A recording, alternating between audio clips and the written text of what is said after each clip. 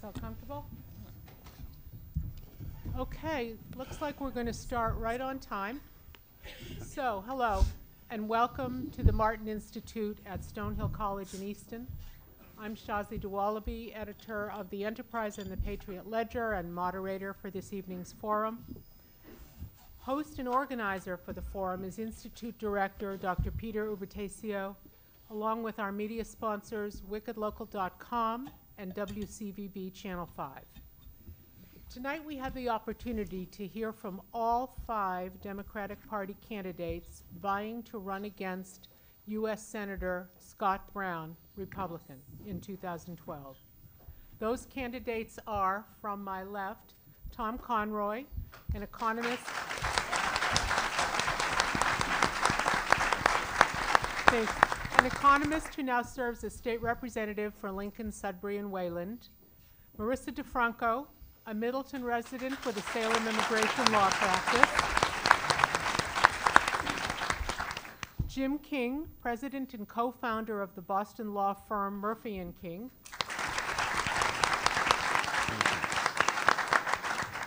Herb Robinson, a Newton software engineer.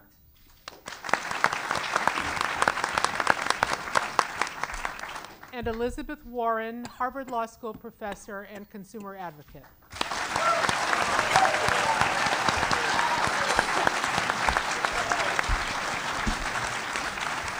I do love your enthusiasm, but I'm also going to ask you to modulate and moderate so that we can really get through a variety of issues and questions and you can hear what you came for, which is a good, lively discussion on some serious topics.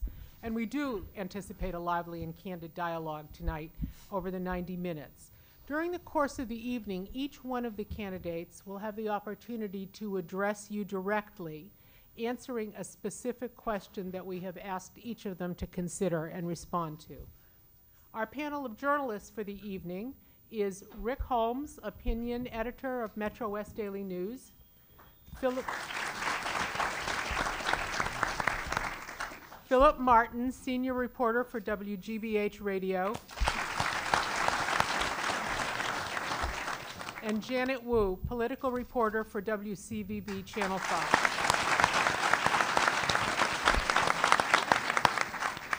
The candidates are free to answer any question when it's posed. This is not going to be a formal right to left or everybody gets their shot on these. And there's no requirement for each candidate to answer every question. We have a lot of ground to cover, so let's jump right in with our first question from Rick. Thank you. The public approval rating for Congress has hit a record low of 9%, in large part because of its handling of the budget and national debt. What would you do to break the logjam and restore public confidence in the national legislature? Go ahead, jump in. Well, I'll start. What I do is I'd understand that any government of extreme doesn't work, and history shows that the center cannot hold with that government. What we need is we need to have the best come forward and show us specific examples of how to correct the deficit and the economic problems that we have. My ideas. Mr. King, we're going to try to keep this lively. Sure. So maybe back and forth. Come on. Sure. Go ahead. Yeah, so real quickly, I have served as a state representative. We have constitutionally balanced the budget each year at the state level. We've done that for the 5 years that I've been in the legislature. We've done that for decades. And while I'm not suggesting we want to do that constitutionally, what you have in me and what voters have in me is someone who knows how to balance those budgets, make those tough decisions, and keep things in line and revenues equal to spending. Well, I believe that if we want to change Washington, we have to send people who aren't career politicians to D.C., to people who are used to getting the job done. I mean, there are several of us on this panel that meet that qualification. Can I pick up on your point, Herb? And that is, I've never run for office before, but I have run one campaign before. That was a campaign to get a Consumer Financial Protection Bureau. And we were told that that wasn't going to be possible, that despite the fact that it was something that was badly needed 3 years ago. The economy was broken. That it wouldn't be possible because we would be up against the strongest lobbying force, largest lobbying force ever assembled on the face of the earth. And the way we got it was actually by going out, making the case to the public about why it needed to be done, and getting people involved. I think the only way we break what's wrong in Washington is by involving more people, people in our elections and people in the issues. I think that's how we make something happen. And I, as I was going to say, take the message to the people and stop capitulating. I am a commissioner on the Massachusetts Commission on the Status of Women, and the only thing that moves legislation is the people in the legislature and in the halls of Congress. We took a bill that was dead for 11 years and we made 40 legislative visits, a very small group of 3 or 4 of us, and we got that bill out of committee. And with Democrats, you know, the public agrees with us on so many issues, on maintaining Social Security, maintaining Medicare, investing in public jobs. They agree with us over and over again, and what Democrats do is they capitulate before they even begin the fight because they're too afraid to take the Republicans on and make them fight on our turf.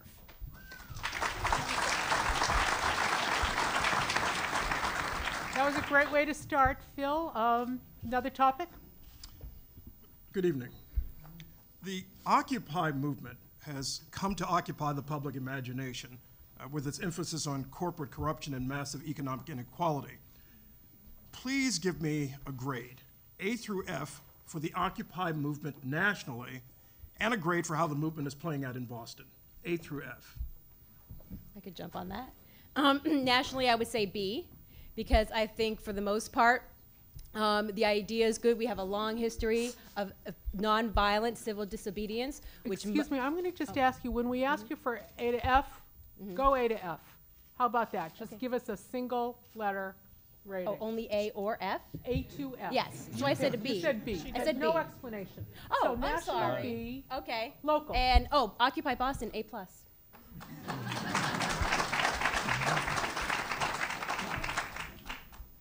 I'd say C and A. C nationally and A locally. I would say exactly the same thing. I say incomplete. It's not over yet. That's the good news.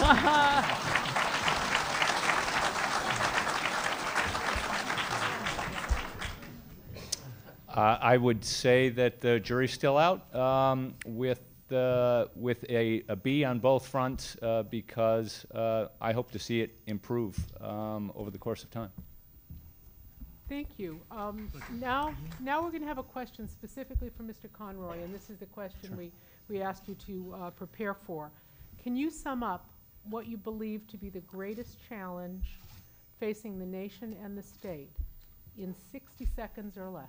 Great question. The biggest challenge we face as a country, I believe, right now is strengthening our economy, creating new jobs, and preserving the American dream for generations to come.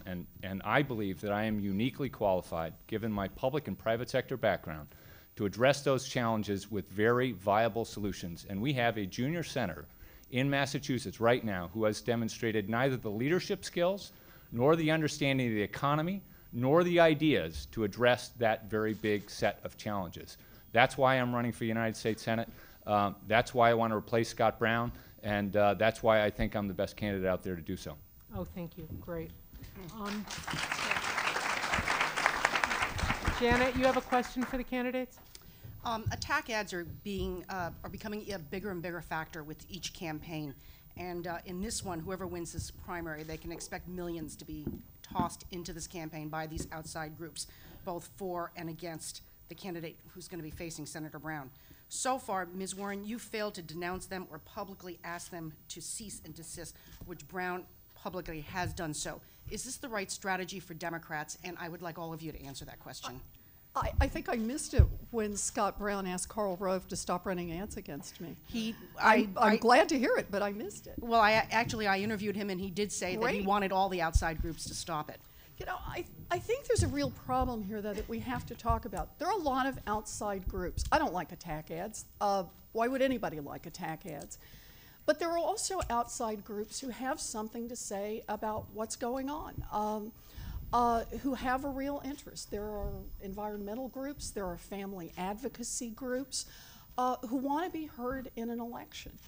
And so I think a blanket notion that nobody talks except the two candidates is not within the spirit of how democratic elections work. I think the far more serious question is, if you're going to do unfair attack ads, those things ought to stop. But it's the unfair attack ads rather than people who are legitimate groups who want to come in and want to talk about the issues that are important to them. Anyone else want to jump in on this one? Well, personally, I believe that the people, if they run a lot of attack ads, it's going to backfire. I mean, I remember even from Martha Coakley's campaign, I was on the phone with a lot of people, and they were all upset about the ads. You know, for and against, no matter who they were from, people were just getting really upset about the ads and the robocalls. So I think people who run attack ads in the next election are going to find that it backfires on them. And I would recommend that none of our supporters do that. I hope you're right on that, Herb. I have been saying over and over again on the campaign trail for 8 months is that Democrats are not going to win this race by making people hate Scott Brown. We have to make people want to vote for the Democrat, not against Brown. And with attack ads, you reach a saturation point. You know, if you have a sponge in a bucket and you pour a gallon in, the sponge absorbs all the water. You pour another gallon of water in, it's reached a saturation point. So that's going to happen with attack ads. They're going to get sick of both candidates, and the people will ultimately decide. So I think it's a giant waste of money. And a race that's funded by 1% on both sides, the 99% loses.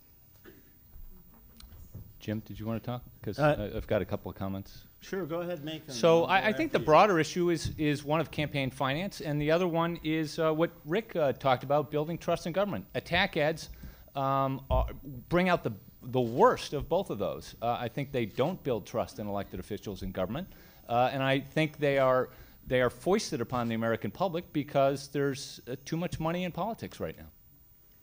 Well, attack ads as attack ads are not something we need in politics, but we're not going to eliminate some form of negativity in advertising. The problem I have is with the general funding of elections. This election is in Massachusetts.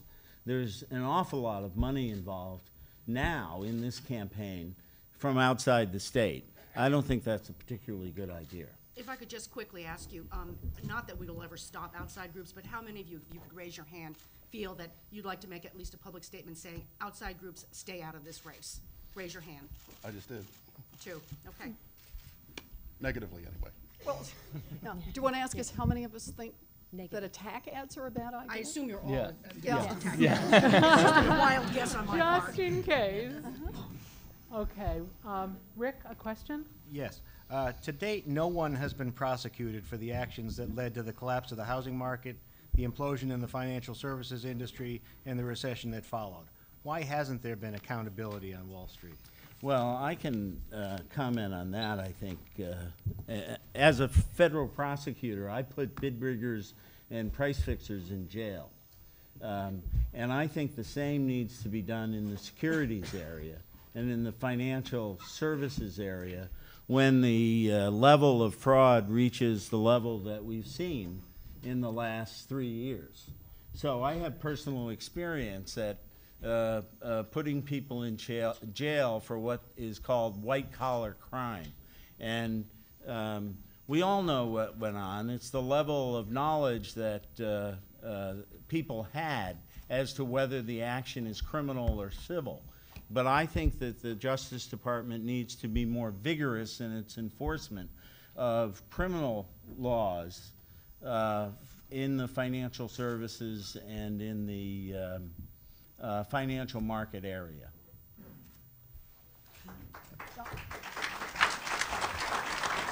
I certainly agree. Go ahead, Marisa. Sure, the SEC has done civil prosecutions, but the Department of Justice hasn't. And if you watch the interview with the Department of Justice attorney, he said, well, we're not sure, we're doing all we can if we can prove fraud in the intent. And, you know, really, come on, if you're the Department of Justice and you can't prove fraud in these cases, you know, do something else, because it's just lack of political will from the top to the bottom. You know, though, I think we also have to look at what's wrong systemically here. It has. It's been 3 years since the market nearly collapsed, since our economy nearly collapsed. And the people who brought us to collapse have not been held accountable. I think that's why people are so angry across this country and why they have lost so much faith with Congress, which is where you started, and with our government generally. But we have to keep in mind a couple of serious problems. One is that we keep cutting the funding for our regulators. We keep cutting back on what they can do. We keep trimming. We keep pushing back so that they can do less and less. I don't say that by way of excuse.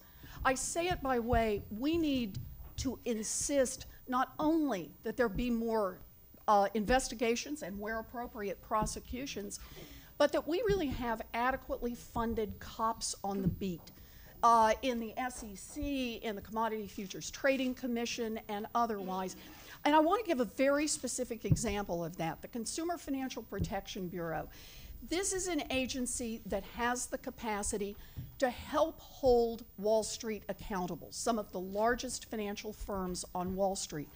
It doesn't get all of its tools in place until it has a director confirmed by Congress. And what we have right now is 45 senators, 45 Republican senators, who have said they will confirm no director, notwithstanding the fact that that means you reduce the amount of accountability over the largest financial firms, and you leave families somewhat more exposed than they otherwise would be. So I really think we have to look at this. What happened after this crash was that the financial institutions, instead of saying, you know, we're really sorry about this, we really appreciate the bailout, instead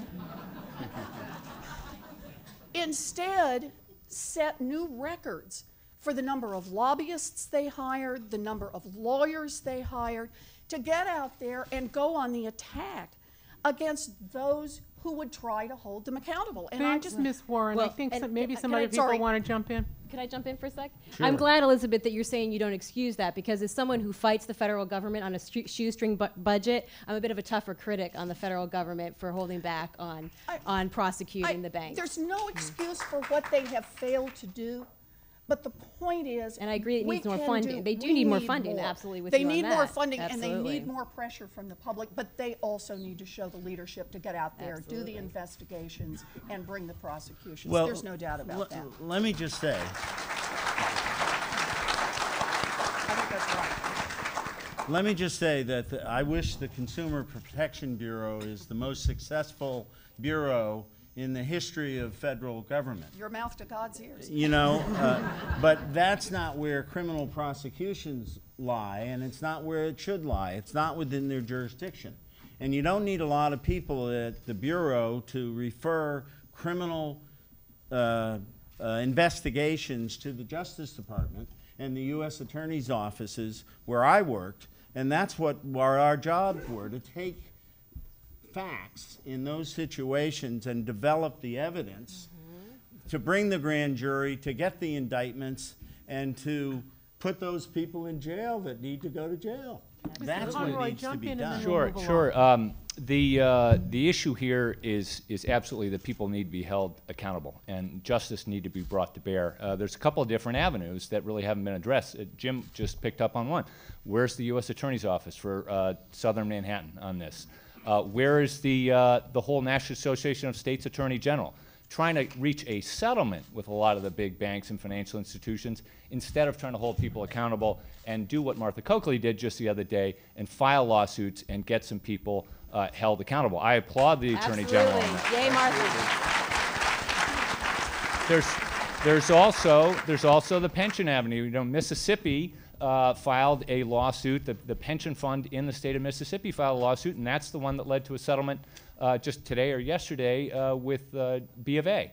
But the pension system can also be used to file lawsuits to hold people accountable and put people in jail for the fraud. I have a that they've feeling we committed. could spend the whole 90 minutes on this topic alone, but we're going to move on. Ms. DeFranco, Yes. in 60 seconds or less, can you tell us what you believe is the greatest challenge facing the nation and the state? It is jobs. And the big difference between my candidacy and others and Scott Brown is that I will say loud and clear that the only solution to this crisis is for the federal government to invest in jobs, public jobs. If we put forward, thank you, $100 billion over the next 2 years, we would create 2 million green jobs. And by the way, $100 million is only half of, over a spread of 2 years, is only half of what corporations don't pay us in taxes every year, because they are scofflaws on $100 billion a year in taxes. So I just want 50 billion of that to invest in green jobs, high-speed rail, and put people back to work, because then that will spur the private sector, and they will see that the government is creating jobs and inventing things and making money. And then the private sector will say, we want a piece of this action, and that is the only thing that is going to get us out of this crisis. We deficit spent to defeat fascism and win World War II, and we need to do it again. Thank you. Thank you.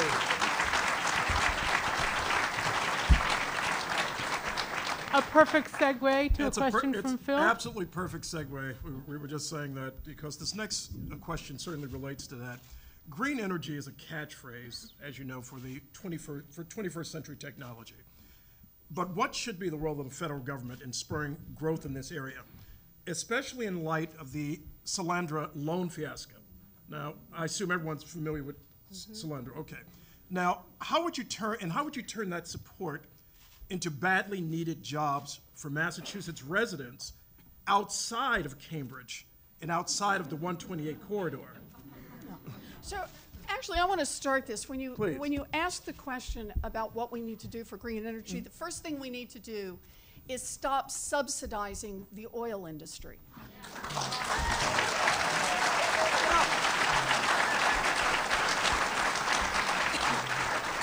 It's crazy right now. The direction we need to go is we need to move to renewable energy.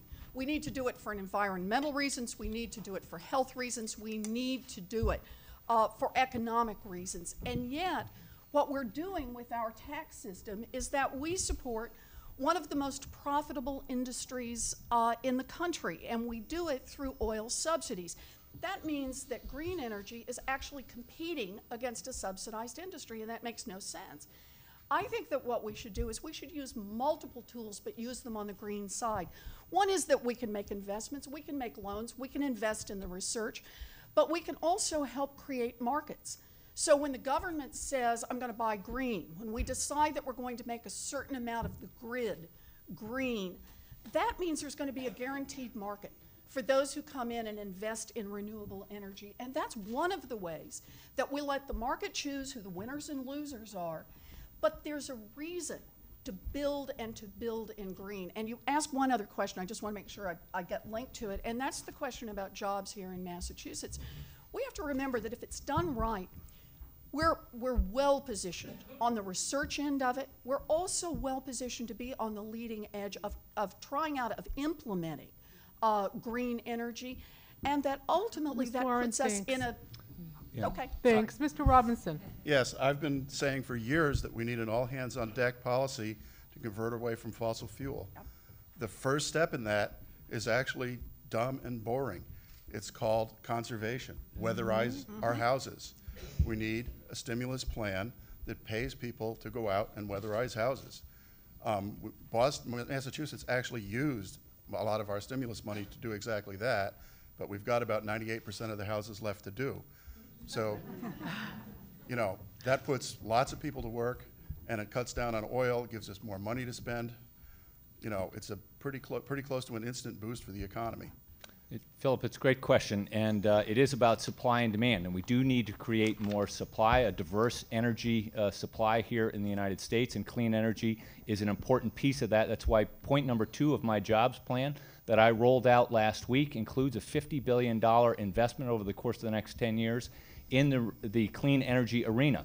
And I was asked during that whether or not, you know, the Solyndra case was giving me pause about that. Absolutely not. We cannot surrender the production of clean energy market share to the Chinese and the Germans and just give up. This is the United States of America. We can win this market in clean energy on solar, on wind, on hydro, and on biomass, and I intend to make sure that we do that. Point number 2 is creating energy efficiency demand, such as Herb just mentioned. So in Massachusetts, we did that by putting forward a program to ensure that we are reducing our carbon footprint in Massachusetts by 2020. The same thing should be going on at the federal level, so that there are incentives out there for people, both individuals in residencies and businesses, to reduce their carbon footprint, clean up, or create more energy efficient homes and buildings, and that can create the kind of installation jobs and weatherization jobs that we need right here in Massachusetts.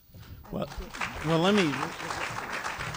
let me just say that competition is something that I believe in all of our markets. That's why I started out my career in the antitrust division at the Justice Department. Let me also say that, talk about stimulus.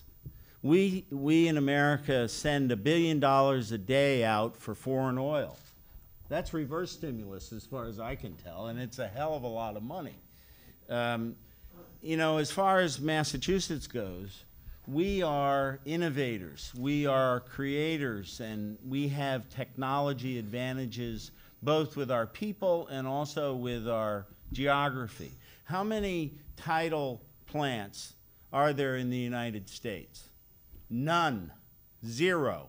You know, the best place to build, one of the best places in the United States for a tidal plant is up by Gloucester, where the tides fluctuate. Excuse me, Mr. King, could you explain? I don't know what a tidal plant is, so help me. A tidal plant is one that generates power through the use of the tides as they go in and out, and they're very prevalent in other countries in the world. We have zero.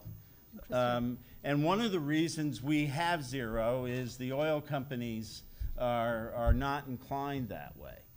Oh, really? You learn something every night, guys. Just briefly, one aspect of the question, of course, concerned jobs outside of the 128 corridor. Yeah, and let me address that specifically with my last point. There are over $1 trillion of profits that U.S. corporations have in overseas. I'd have a tax holiday and tell those corporations that we as a government are going to use 15% of those profits to come up with alternative energy sources to oil. And if they want to participate, fine. And I'd center that something similar to the Manhattan Project that we were all familiar with. And I'd center that project for solid reasons in the Commonwealth, not in Cambridge, but in the Commonwealth, and the jobs that would be created not only in Massachusetts, but throughout the country, much like the TVA or the Hoover Dam. That's my idea of a specific public works project that's worth funding. There's money there to do it, and it's time. Phil, we've does that wasted answer a your lot of question? time. Great. So I have two words for any Republican that throws Solyndra in our face, and that's Deepwater Horizon. So don't tell me, because you are going to have, you can't try, if you're afraid to fail, then you're not ever going to try anything, and we're going to get nowhere. And oil and gas and clean coal, which is an oxymoron, and safe fracking, which is a double oxymoron, if that exists, is ridiculous. And Democrats should fight hardball on this.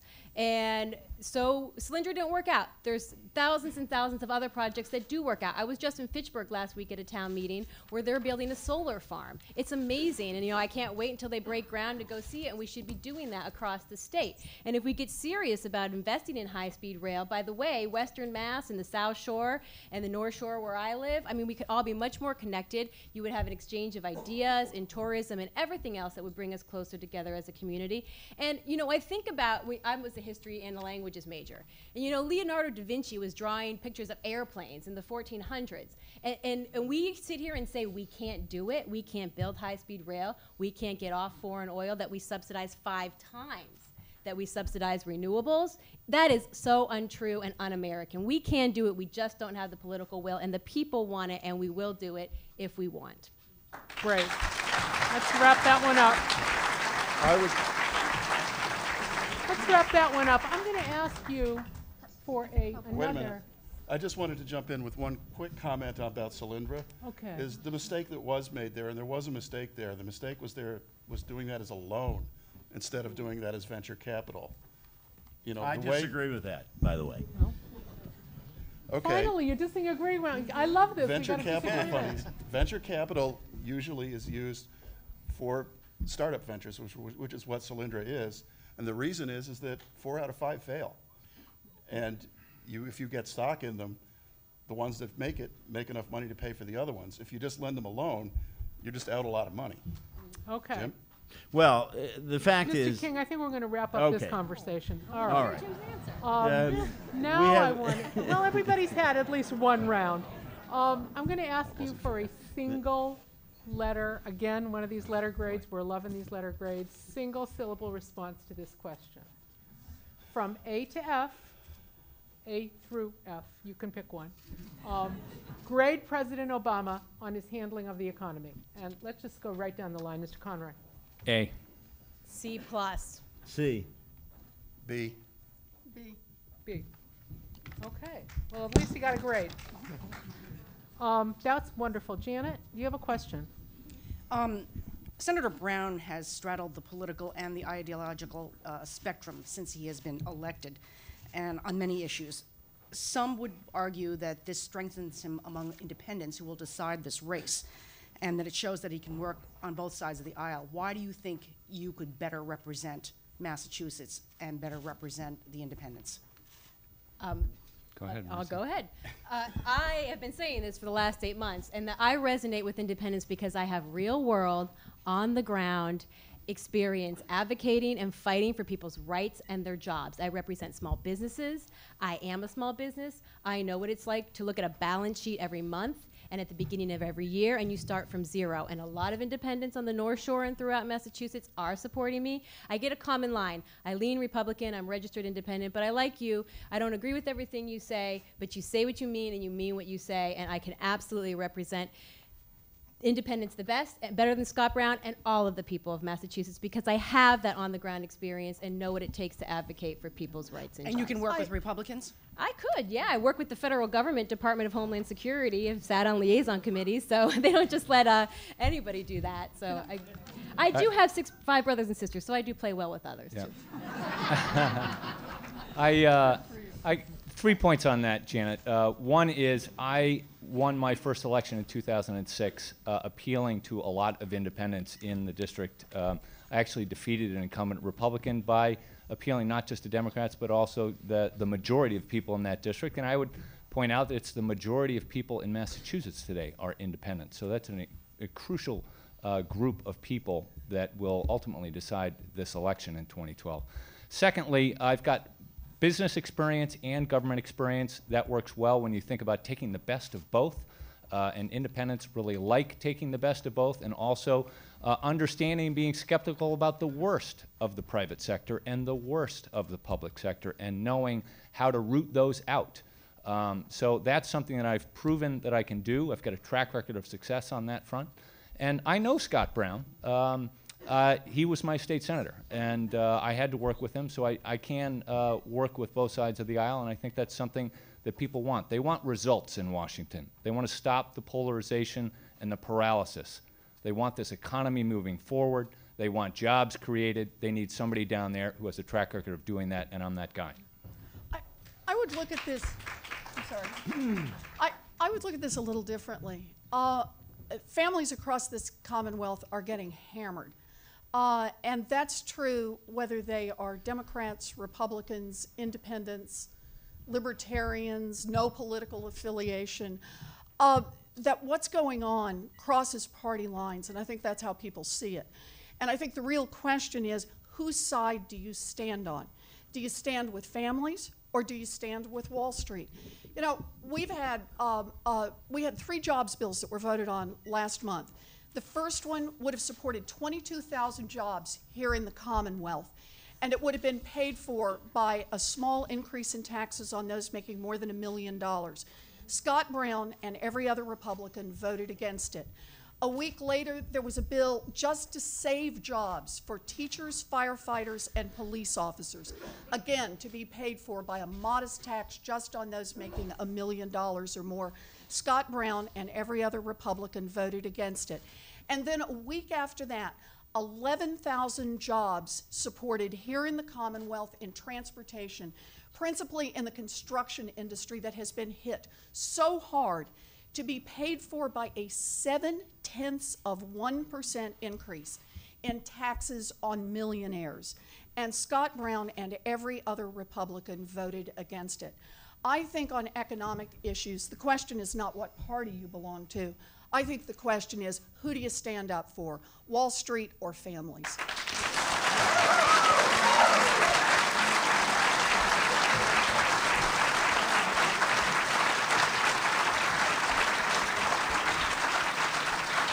I grew up in a small town in upstate New York, and it was a small enough town so everybody knew everybody. So you didn't really get to pick your friends, you had to get along with everybody. And you can see that in my economic proposals. For example, one of my proposals for fixing the economy is to reduce or even eliminate, in some cases, long-term capital gains taxes on initial public offerings in American companies. An initial public offering is something that the stock that the company sells directly to the public, and it raised money for the company to build a new company or to build a new factory. So that's basically putting private stimulus money into the economy. That's something that even Republicans will like. Well, let me mention experience here. I've run a law firm for more than 30 years. I've hired more employees than anybody on this stage here tonight. You know, in the public sector I'm talking about.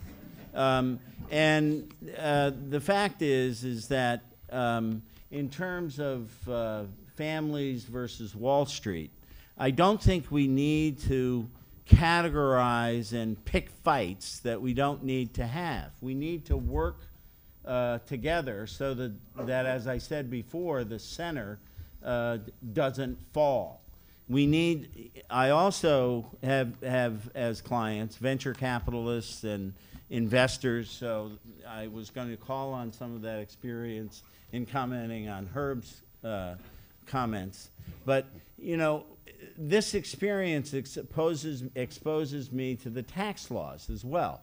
So that's why I have a master's in tax law, so that I know what I'm talking about when people mention reform of the tax code. So I think when we're talking about experience, that it's necessary to get things done and to work with Republicans to get things done, I have it.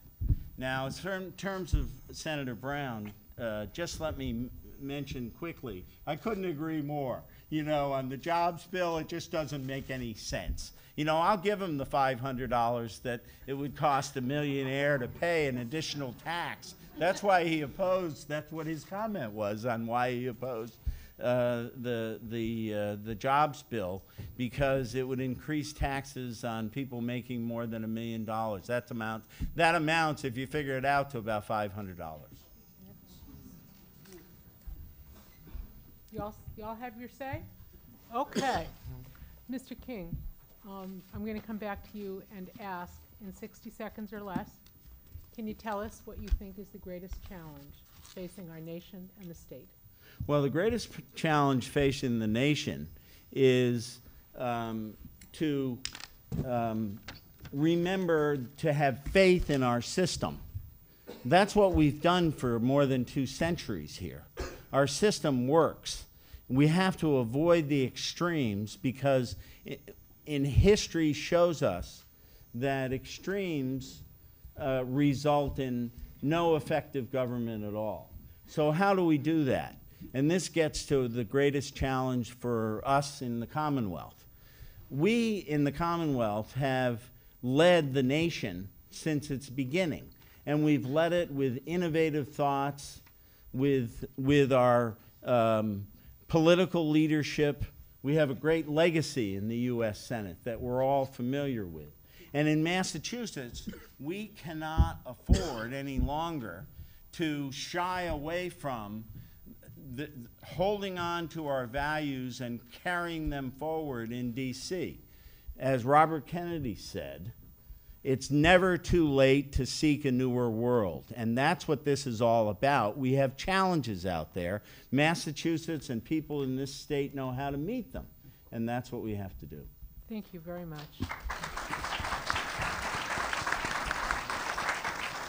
Okay, now for something completely different. We're going to do a lightning Jeopardy round with you guys. I'm going to ask you a specific trivia question to test your knowledge of our great Commonwealth. If you can't answer, the person sitting next to you gets a shot, and so on down the line till we get the right answer, and I'll come back to the second person. So, Mr. Conroy, you're right here next to me. You get the first question. Where is Florida, Massachusetts?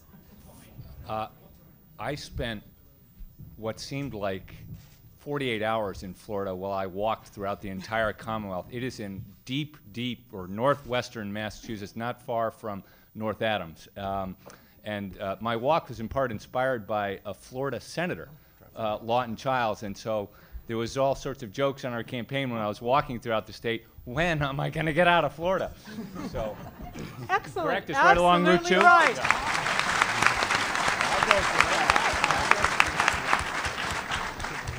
Okay, Mr. Franco, yours. They don't spell it the way they do down south with the UH. Florida. Mr. Franco, name the highest point in the state, specifically. Yeah, I'm not going to know that. It's in the Berkshires. Mr. King. It's before the Berkshires, actually. It's right along the Mass Pike, and it's the highest point. I need the name. I need the name. Between there and South Dakota. Okay. Mr. Robinson. Ooh. I know somebody who used to live there, but I'm spacing on the name. Okay. Bzz. You got it, Ms. Warren. Mount Greylock? That's it. That's it. Way to go. Okay, Mr. King. Yes. Your turn. What is the fourth large, I have to do this on my hands, I can't, I'm an editor, I don't count. The fourth largest city in the Commonwealth. Well, let me just say that this reminds me when my son was in grade school, and we went there for Parents' Day. They had this type of exercise, and for some reason I was one of the ones that ended up on the stage, and they asked these questions. I'm reminded of those many years ago when I was put in the same situation. I hope it's pleasant memories, but it the fourth is. largest It city is. in the Commonwealth, the clock's ticking on you. Framingham. Wrong. Mr. Robinson. Springfield? Wrong. No, that's third. Ms. Warren. I can't. I know the first three. I can't do the fourth. Doesn't count. No, you're right. Mr. You're Conroy. Right. I would say Lowell. That's it. Hey. You probably knew that, Mr. Franco. Yes, Little I North did, Shore yes. trivia. Okay, Mr. Robinson, this one's for you. In what years, plural, did the Red Sox win the World Series in this century? I will just pass on that one. I'm a wrestler, not a baseball fan, so. Ms. Warren. 04, 08. No. No, I missed it. Mr. Conroy. I want to say 1903, Oh, you started early. 19, was it? In this century? Oh, in this Ms. century. Franco. 2004 and 2005. No. Mr. King. 4 and 7. 4 and 7, you got it.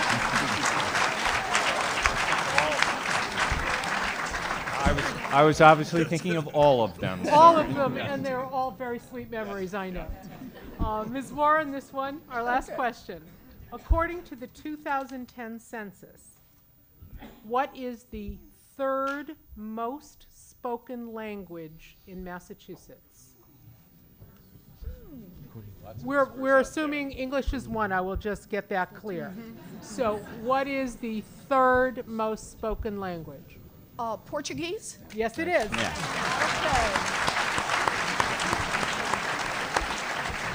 All right, everybody, that was like a seventh inning stretch. We're going to go back to real world now and back to our panel. Rick Holmes, please. Yes, thank you. One of Senator Ted Kennedy's greatest regrets was that he was unable to get comprehensive immigration reform through the Senate. What deal would you be willing to accept in order to achieve that goal? I can Does talk. everybody else want to go first? Sure, I go can. last? Yeah, you know a lot, Marisa, about immigration. When I worked in the Congress, there were 3 pillars of immigration reform that actually worked and got passed in 1986. The first pillar was a humane and appropriate way of dealing with the people who are in the United States right now, whether they undocumented. The second pillar was enforcing our borders better with primarily more resources in that.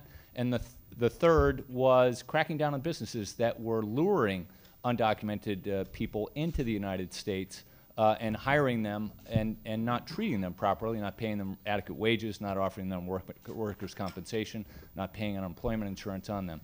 Those are the 3 pillars that I think we need to restore. Senator Kennedy was part of that enormous effort, and I think we need to get back to those 3 principles. Actually, can I go next?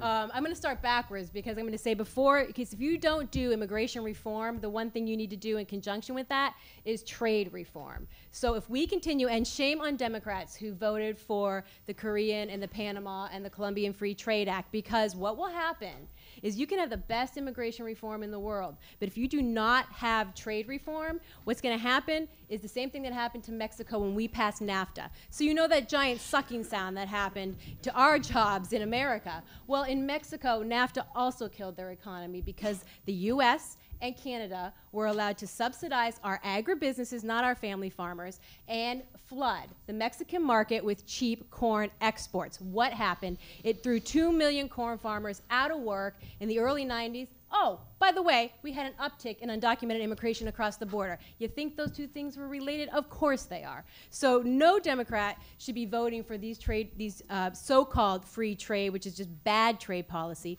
But on immigration reform, we're going to do a few things. We are going to have some kind of system for essential workers to come here and be matched with employers, because right now you cannot come into this country unless you have a bachelor's degree, and even at that, the numbers are limited. So we are shooting ourselves in the foot by not bringing in talent in engineering and physics and math and chefs and across the board different industries, people that I work with, nurses and social workers and preschool teachers. That is my on-the-ground experience. But you can't bring in a lot of essential workers. You can't even bring in,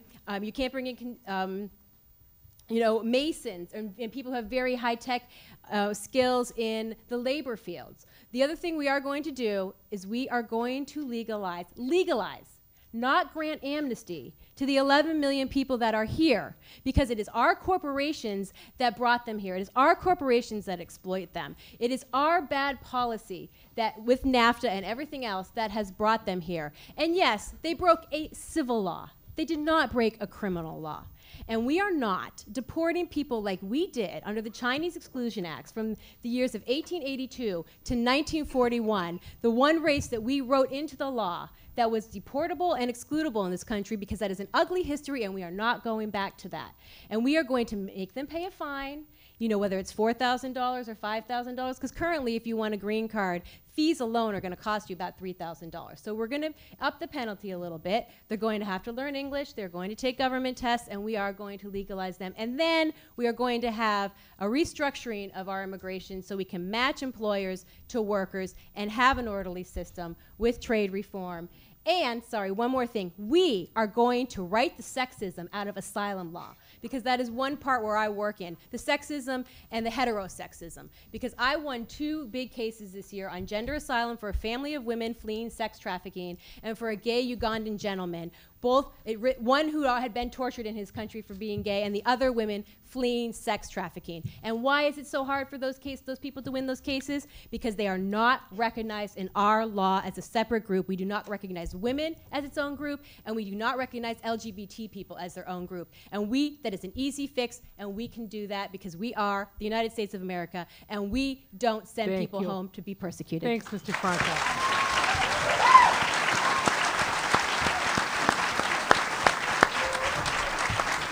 Marissa's the expert. I will second that one. Well, what I do is I'd start with Kennedy McCain, because that was a good bill and had a lot of support in the Senate. And I'd get what I needed by using the trade laws similar to what Senator Kennedy did with the health care law in Massachusetts. He used the funds available for Medicaid in talks with Governor Romney to actually get the health care law passed. So Kennedy, McCain negotiate a solution to the issues that the Republicans raised that prevented that law from passing. But on principle, enforce the laws we have civilly, give somebody a clear and concise and simple way to become a citizen, those who are here, and do not deport, because it costs more to deport. And the other issue, the historical issues are important too, but the fact is it costs more to do that than it does to deal with it the way that the Kennedy-McCain bill did. Anybody else want to jump in? Well, I'll just jump in and point out that my father was actually an anchor baby, and we're all immigrants in this country, so yeah, I support immigration reform too. Yeah. I will defer to the expert, Marisa, on how to do it. How did I forget to say I'm the granddaughter of Sicilian immigrants? Wow. Yeah, the only part I would add, I think we've expressed a lot of core democratic values here on the point about immigration, but I think that we shouldn't close this conversation with just without adding the point that times are tough economically, but that doesn't mean we're going to turn to anti-immigration sentiment. It is a shameful approach when used, as Herb rightly says, we are a country of immigrants. My son-in-law is an immigrant, the father of our grandchildren. Immigration is a part of what has made us a great nation, and we never want to forget that, in good times or in bad times. So I just add that to what we've said.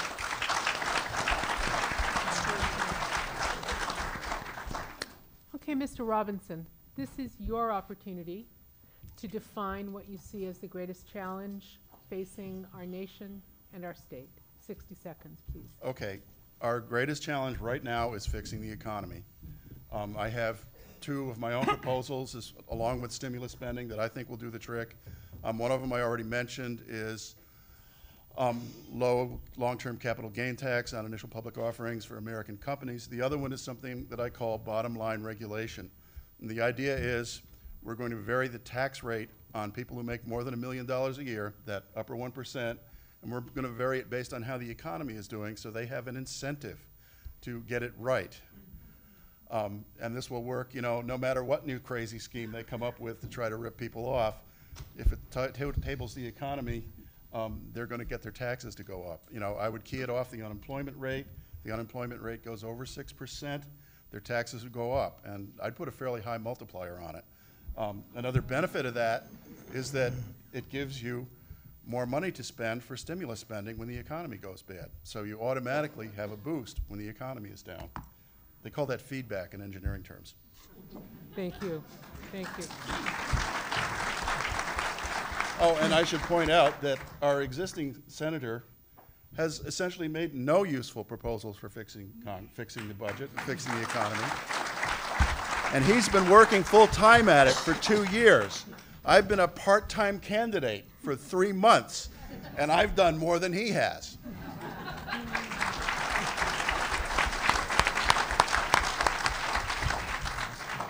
Philip Martin. As briefly and as candidly as you can, in poll after poll, Harris, Pew, you name it, income inequality has become a very real issue in public life. What, if anything, can you do as a U.S. Senator in terms of policy to affect the widening gap between the richest 1% and the 99%? I think the answer here is one of investment in our future.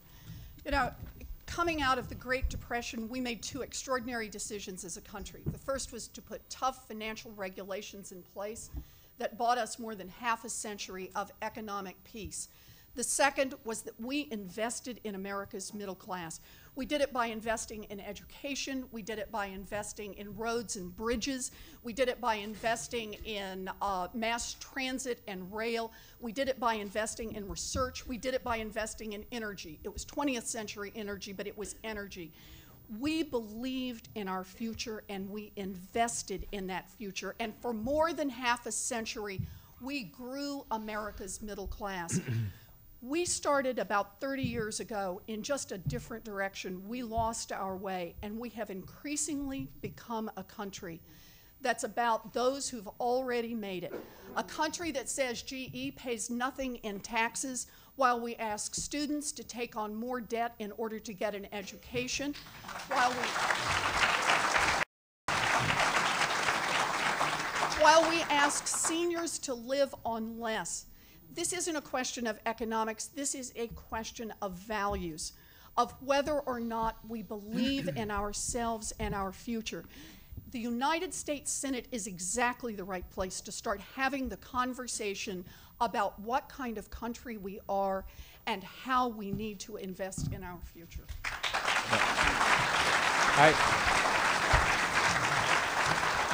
I think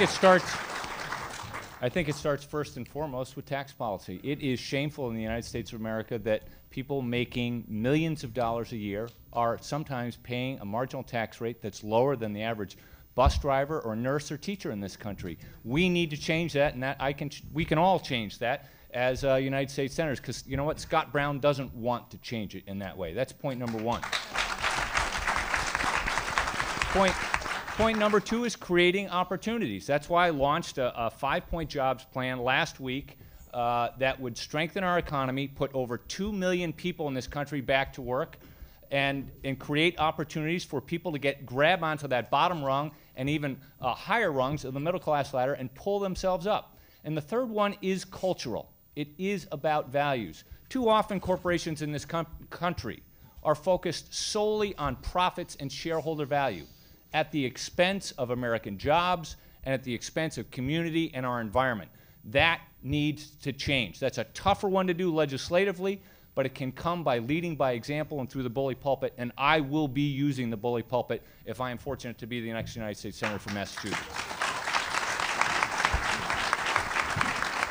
Well, I'd start with the tax laws as well. And anyone who thinks that we can support our society and what we need to do in our society with the tax rates that we have, both individually and at the corporate level, and with the system that we have, is just not thinking right.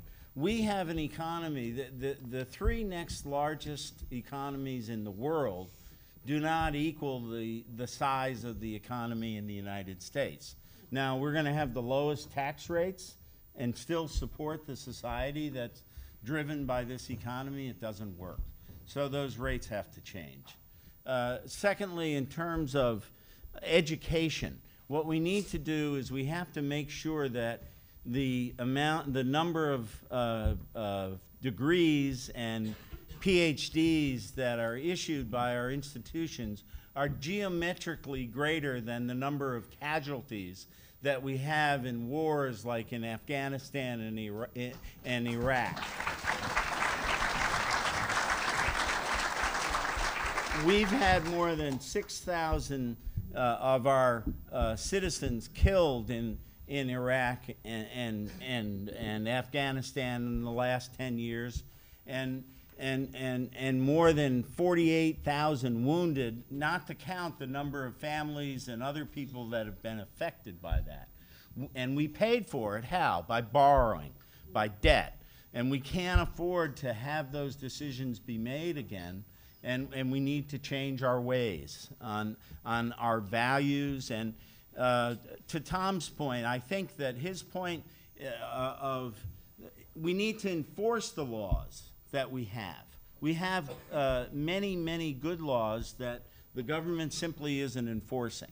And we need to have people that are in public service and will enforce the laws. When I started out at the Justice Department, the difference in compensation for an attorney there versus at a private law firm was minuscule. It was a great place to start practicing law. Now, with the cost of education, that opportunity has been lost, and it's something that we need to focus on and change. Anybody else? Yeah, go ahead. Well, I've already covered tax reform. And education is paramount. But we also have to make sure that everybody stays alive. And energy reform is going to be the third part of making our economy better and making our life better. But we've got to do it safely. Okay, that means we can't kill people with nuclear radiation, or with we can't poison our water with hydrofracking. Now, I'm an engineer, so I can see through a lot of the scams that these people pull to try to promote these things that are just dangerous. So, you know, I have a track record of being against nuclear energy. You can find some posts in the Obama energy policy from his last election in 2008. My favorite one is my nuke is bigger than your nuke, which is actually about solar energy, because the sun is, in fact, nuclear energy. And I've also been opposed to the Iraq War, and I was at the demonstrations in D.C., so. But does this speak to income equality and Philip's question, Mr. Robinson? I guess I've moved off track, but of course, you can't make any money if you're dead. Okay. Okay. And Jim did bring up the Iraq War, so. So we tax income, but we do not tax wealth. And so I would support something like Jan Schakowsky's plan that has an upper level, I believe, something of 42%. And you know what? No one loves paying taxes, but if you're making a couple $1 million a year, I'd love to make a couple $1 million a year and pay 42% of taxes if it means I'm going to get safe work environments for the workers and high-speed rail and green energy and all of the things that we need to do. And the other thing, income inequality, how about a little bit of worker rights? How about that word union?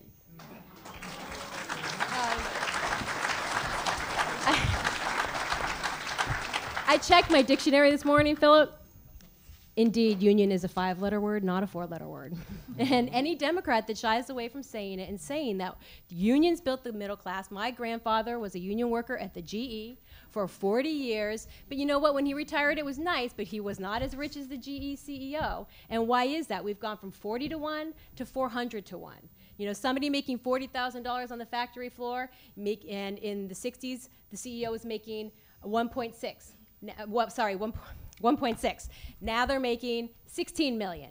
That is completely ludicrous. We have reverse Robin Hood, where the 1% steals all of the money and the productivity that the 99% produces, and they charge us with class warfare. I'm not taking any kind of guff like that from the Republicans.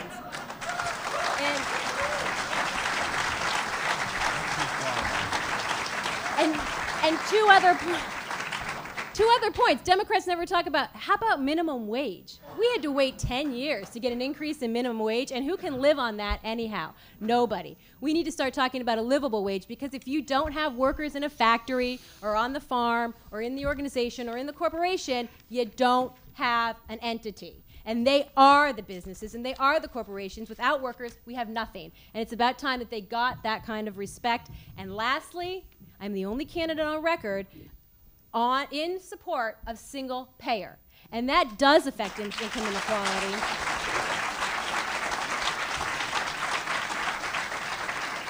Because my father's a retired doctor, my mother's a retired nurse, and if we don't do something, healthcare is going to be the entire percentage of our GDP, 100%, a couple decades down the road. And if we don't get real about it, if we had single payer and people had good preventative health care for the first 40 years of their lives, guess what we'd also do? We'd bring the cost of Medicare down because people wouldn't be as sick.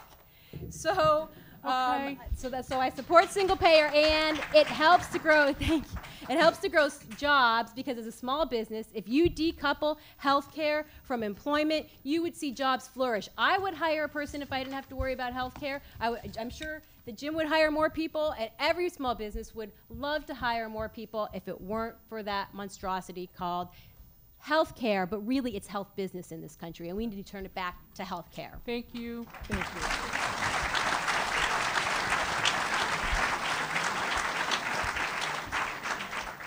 Ms. Warren, your turn. What is the greatest challenge facing the nation and the state? That America's middle class has been hammered for nearly a generation now, and Washington doesn't get it. Washington is wired to work for those who can hire an army of lobbyists and an army of lawyers, and this really matters. I grew up in a family, my dad sold carpeting, sold fencing, ended up as a maintenance man, and I ended up as a law professor. That happened because I grew up in an America that invested in kids like me, that invested in us with public universities, that invested in us with loans. I had principal forgiveness on my loans because America wanted to see us go to school. We've turned away from that, and now we face a real choice in this country about who we are as a people and what kind of country we see in front of us. Are we a people who say, I got mine, the rest of you are on your own? Are we a people that say, the job of government is just to take care of those who've already made it? Or are we a people who celebrate success, who say it's wonderful to have success, but you gotta take a piece of that and you gotta pay it forward so that we've got the right investments in place so the next kid can make it big, and the kid after that, and the kid after that. Thank you. Thank you.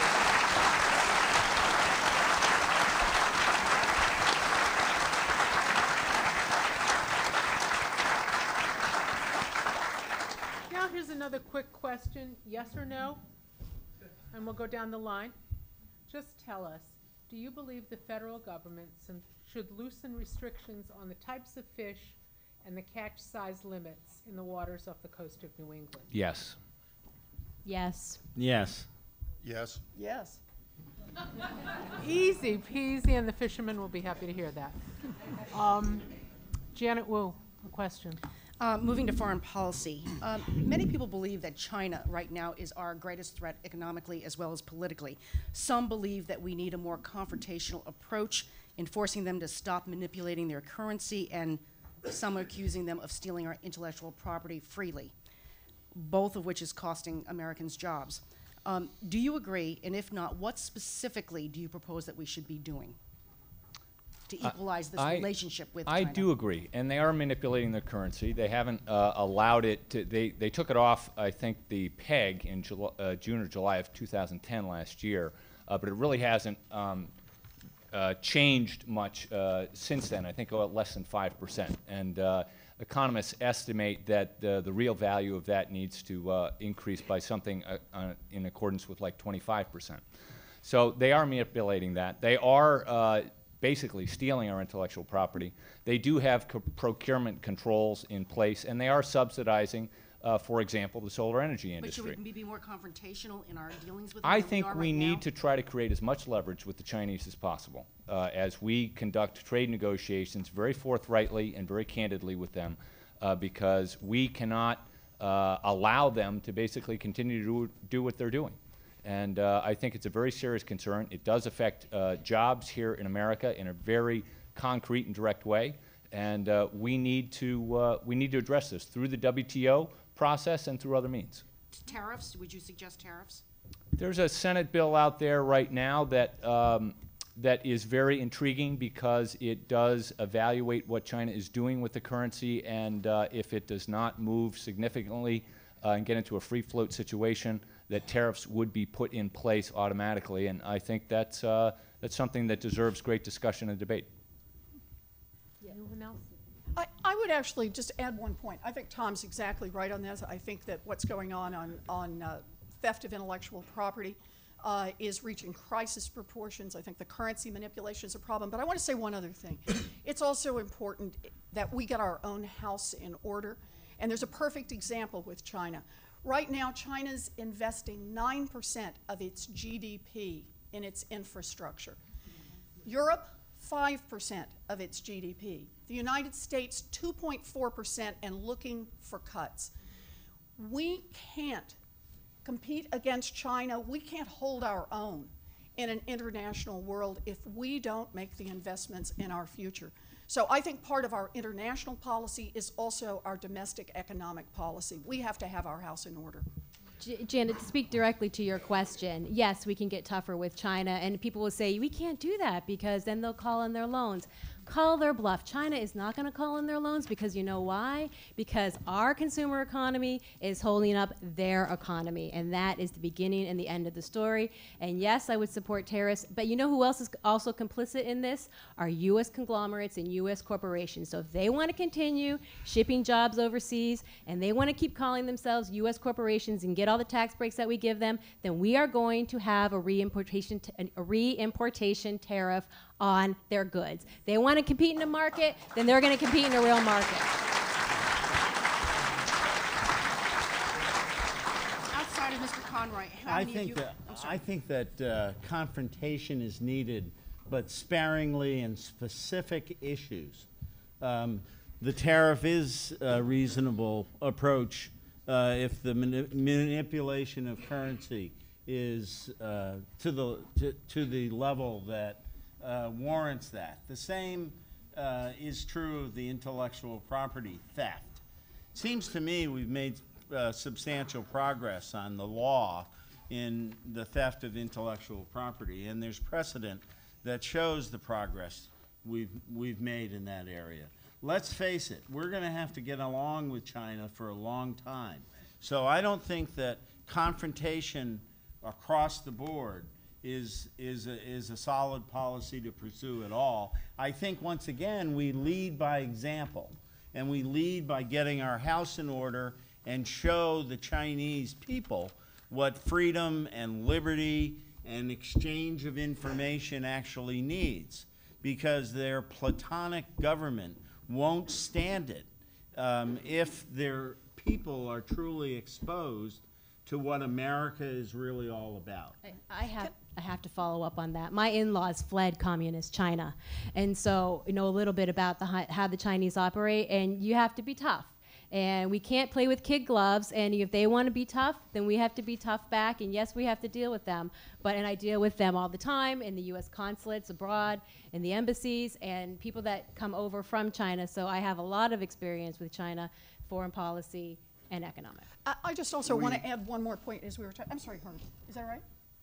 Go ahead. Well, I can throw something and you'll finish it. Okay, go ahead. Sorry.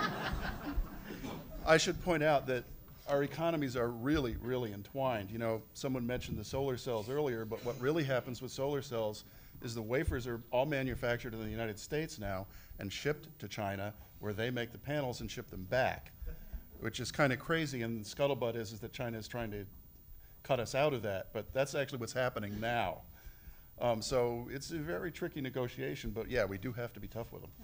I just wanted to add on Jim's point about that we do have better laws on the theft of intellectual property, but this goes to a point that we've been talking about all day. The laws don't help if nobody enforces them, and we really have not seen serious enforcement on theft of intellectual property. So that's different from doing tariffs and other means, but we really need to be aggressive about our protection of intellectual property. So just Or we should start stealing theirs. Shame on you. just to summarize, I know where you stand, Mr. Conroy, on this, but how many of you are saying that you would support at least some tariffs, trade war or no trade war, whether it launches one or not? Raise your hand. Yes. All of you would be willing to you would be willing to Look possibly at launch a it, trade yes. war?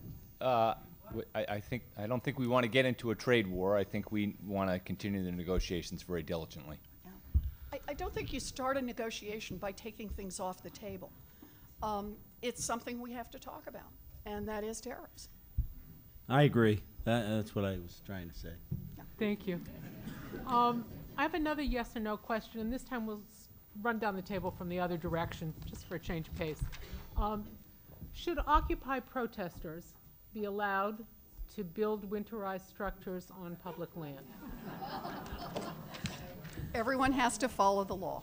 Is that a yes or a no? Everyone has to follow the law, including the people on Wall Street. But is that yes or no? Yes or no question. No, that is the answer. Everyone has to follow the law. I have to agree with Elizabeth on that. It depends. Okay. It depends on the It's a local. revolution on Well, the if panel. no one's going to say yes or no, when you say that everyone has to follow the law, it actually bothers me because it makes a presumption that people are breaking the law. No, it doesn't. It does. Let me finish. And you know what? Rosa Parks broke the law. There is such a thing called, as a tradition in this country, as civil disobedience. And the women who wanted suffrage standing outside, Wilson didn't want to hear from them. They went on hunger strikes. And they protested and they protested and they protested, as did the civil rights protesters when Bull Connor was releasing the fire hoses on them in the streets of Birmingham. So, you know, when the 99% is losing everything, their pensions and their 401ks and their jobs and their lives, and we can't allow people to be in the streets peaceably, and if they want to stay there, it's called a sit-in. And yes, they should be allowed as long as they are peaceful and they are protesting. Violence, absolutely not. Okay, No- I got a no yes. Do I hear a tolerance yes for or a it. no from You've anybody else? got a rebellion from the panel, Shazi, and so I'm going to just say that we do need to think about precedent, and we can't have people building structures on public lands all over the country. I think we do need to embrace certain messages that the Occupy movement is talking about. Unfair tax system, inequality of income, those are, and, you know, more jobs. Those are issues that are very real. So can they protest in another way? Can elected officials embrace that message and carry it forward on their behalf so that they don't have to protest? Well, what I was trying to say is that it depends on the local ordinances, whether they're allowed to build permanent structures or temporary structures or not. So you have to look at what they are. But protests or winterized housing or whatever is not going to get us the reenactment of Glass-Steagall, which is what we need. Okay, That's what we explain need. that one to me as well, the please. way to do that is to take the views of the majority of the American people and not let banks and financial institutions have prop desks to gamble our money in exotic securities. That's what's needed, whether Mr. it's Robinson, winterized would or you not. tell me yes or no? Should Occupy protesters be allowed to build winterized structures on public land? Yes or no? I think that some of our public leaders should ask them to voluntarily leave after agreeing with them and offering to help them. Should ask them to voluntarily leave? Is that what you said? Yes. That might Okay, be an offer so- they'd be willing to take up with the cold weather coming on. They have to be in the streets because their homes are being foreclosed on and people are being rendered homeless because, again, the banks broke the laws and stole our money and did nothing right. Well, we found a topic we couldn't get a straight answer on. Love it. But we got some interesting answers, which is all Are we well. going is to talk good as about well. war tonight? Did we talk Are we about going to talk about war? Talk about what? War. What kind of war? Iran. Oh, no, sure. Well, right now we have another question from Rick Holmes. How's that? I'm dodging this one. This is a very friendly collection of competitors. But allow me to mention the elephant in the room. Professor Warren's entry into this race was hotly anticipated, was promoted by party officials and activists both in the state and nationwide, in name recognition, media attention, and in the polls, and in fundraising. She is miles ahead of the field. This is a question to the other four candidates. What do you see as her vulnerabilities, and how can you change the dynamics in this race? And we will allow Professor Warren to Now I answer. have a revolt from the audience. I think the real vulnerability here, Rick, is whether or not she is going to raise $30 million or $40 million in order to defeat Scott Brown. That's the real question that's out there. You know, she's raised a ton of money. She's got a national following. She's got tremendous strengths as a candidate, and the ultimate test here is about defeating Scott Brown, and that's what it's all about. I agree that the ultimate test is beating Scott Brown. But let us not forget that voters make the decision. Miles don't make the decision. And miles ahead, is that, you know, English mile or is that a Russian mile? What are we talking about here? Let's ask the voters, and let's see when the voters have an opportunity, like Stonehill College provided us all with tonight, let's see who the voters want to vote for. That's really the true test of an election. And in terms of whether Professor Warren has a vulnerability, I'm sure she does. Look, Who's going to follow that one? I'll follow it. Look, I have said over and over again, I've posted on my Facebook, I've posted on my website, money is not going to win this race. The Democrat could raise $10 million, and Scott Brown is going to raise $20 million. And the Democrat 20, and Scott Brown 40. When we play the money game, we are already conceding because we are playing on the Republicans' turf. And I'm sorry, but funding the Democratic race by the 1%, then Soros versus the Koch brothers, that's not a brilliant strategy, and that is not what was going to win the race. So you fund the race by the top 1% on both sides, and the 99% loses. People are going to decide this race. And a poll comes out, and by the way, they only did a poll with Elizabeth's name and not the rest of us against Scott Brown. And there was some polling done earlier by the Herald that was a little more realistic. And everybody's, wetting their pants. I mean, really, as a Hillary supporter and a Martha supporter that knocked on the doors and made the phone calls, ask those two what a poll means this early in the race. And so what Democrats need to do is get real and get out of the elite fundraising world and start talking to people on the ground. And the people I'm talking to on the North Shore and Western Mass and Central Mass and in the businesses and to independents, and that is what is going to win the race. So forget about the money, because we are not ever going to have enough money as the Koch brothers, and shame on us as Democrats if we can't be more bold, less linear. So just pick a candidate, raise $10 million, and put them out there. That's not creative, that's not imaginative, and that is not bold. Pick a candidate who stands strong on the issues. I'm for single payer, I talk about unions and workers' rights, I have women's rights background, On point. on the ground experience. That's On my point. strength, as better than anyone else.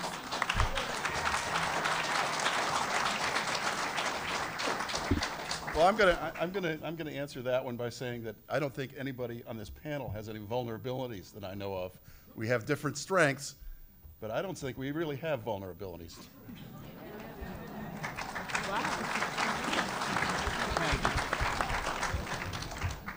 Okay, Ms. Warren, I'm going to ask you. You've been sitting there listening to this.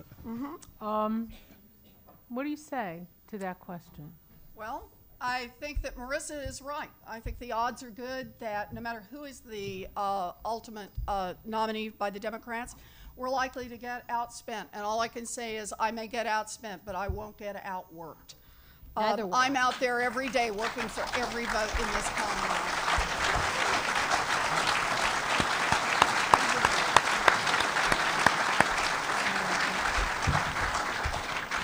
Well, if this evening is any indication, I don't think any of you are going to get outworked. I You think that's really right. have been remarkable. Phyllis, do you have a follow-up question here? The only reason I feel that this question is somewhat important is because I want to bring it a little closer to home.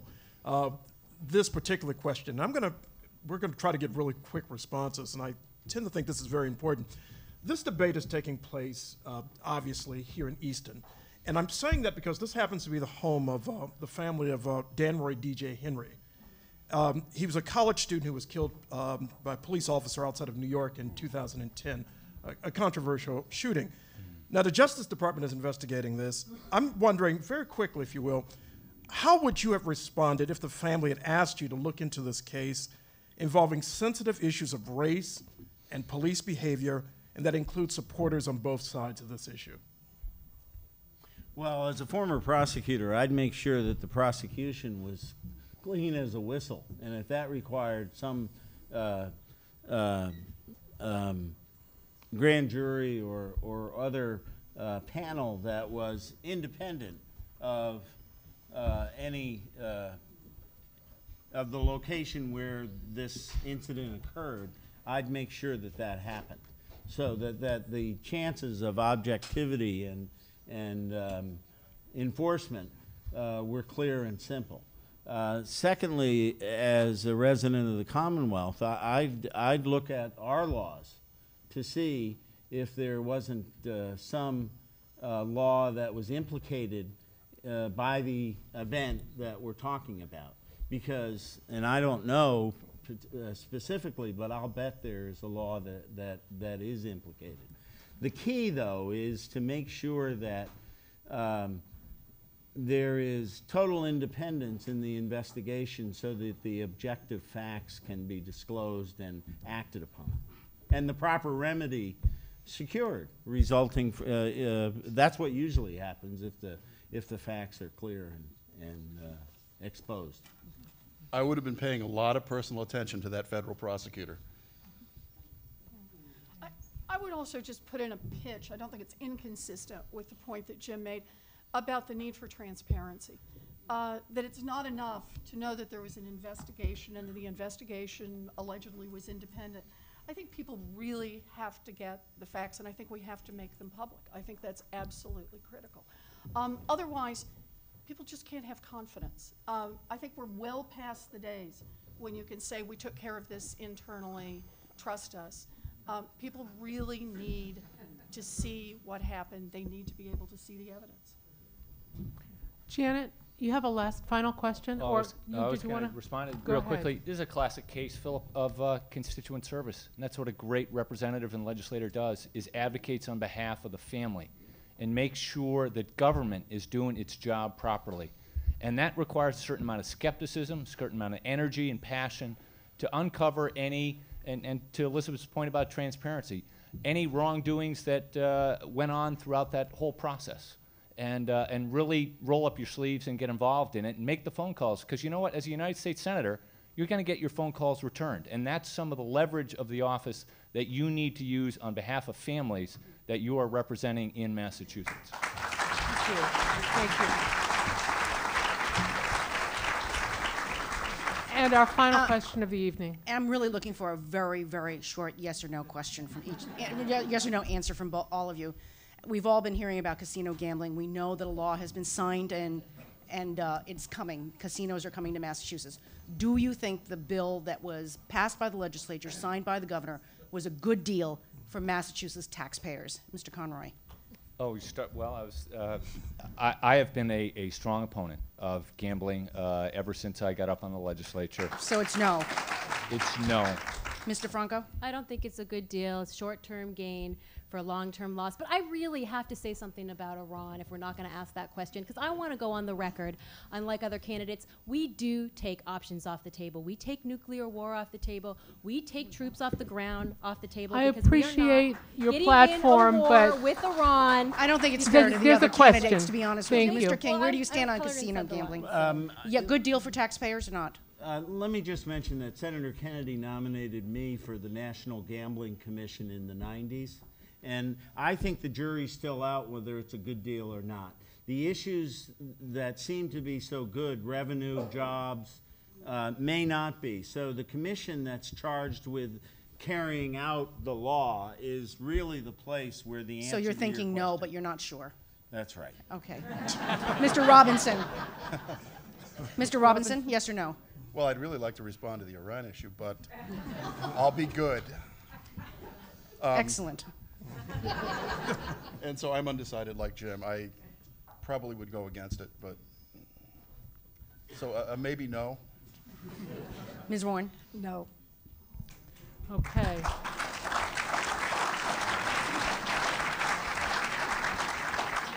Well, that concludes our forum for this evening. I'm sure the candidates will have other opportunities to discuss different I'll be here issues if you'd in like. different venues. I want to sincerely thank and extend appreciation to all of the candidates: Tom Conroy, Marisa DeFranco, Jim King, Herb Robinson, Elizabeth Warren.